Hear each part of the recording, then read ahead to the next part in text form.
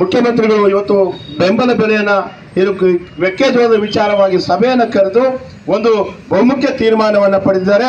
ಈಗಾಗಲೇ 10 lakh metric ton ಅನ್ನು ನಾನು 60 ತಾಲೂಕಿಗೆ ಅನುಕೂಲ ಆಗುವ ನಿಟ್ಟಿನಲ್ಲಿ ಪರ್ಚೇಸ್ ಮಾಡ್ತೀವಿ ಅಂತಕ್ಕಂಥ ಒಂದು ತೀರ್ಮಾನವನ್ನು ಮಾಡಿ ಪ್ರೆಸ್ ಮೀಟ್ ಕೂಡ ರಿಲೀಸ್ ಮಾಡಿದ್ದಾರೆ.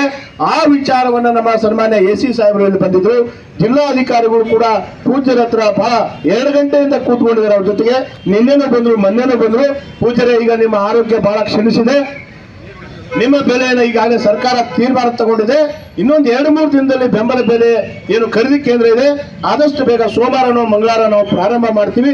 ಯಾಕಂದ್ರೆ ಅದಕ್ಕಾಗಿ ಪ್ರೊಸೀಜರ್ ಇದಾವೆ. ಆ ಪ್ರೊಸೀಜರ್ನ ಇಟ್ಕೊಂಡು ಏನೆಲ್ಲ ಕಂಡೀಷನ್ ಬರ್ತವೆ ಇಟ್ಕೊಂಡು ಅದನ್ನು ನಾವು ಆದಷ್ಟು ಬೇಗ ಓಪನಿಂಗ್ ಮಾಡ್ತೀವಿ. ನಿಮ್ಮ ಆರೋಗ್ಯ ಸುಧಾರಿಸಬೇಕಾಗಿದೆ, ನೀವು ಇನ್ನೂ ಚೇತರಿಸ್ಕೋಬೇಕಾಗಿದೆ. ಹಾಗಾಗಿ ನೀವು ಉಪವಾಸವನ್ನು ಬಿಡ್ರಿ ಅಂತೇಳಿ ಬಹಳಷ್ಟು ಮನವರಿಕೆಯನ್ನು ಮಾಡಿದ್ರು. ನಮಗೂ ಕೂಡ ಮನವರಿಕೆ ಮಾಡಿದ್ರು.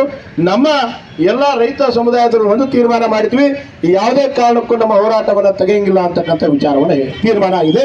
ಈಗಲೂ ಕೂಡ ಅದೇ ವಿಚಾರವನ್ನು ವ್ಯಕ್ತಪಡಿಸ್ತೀವಿ.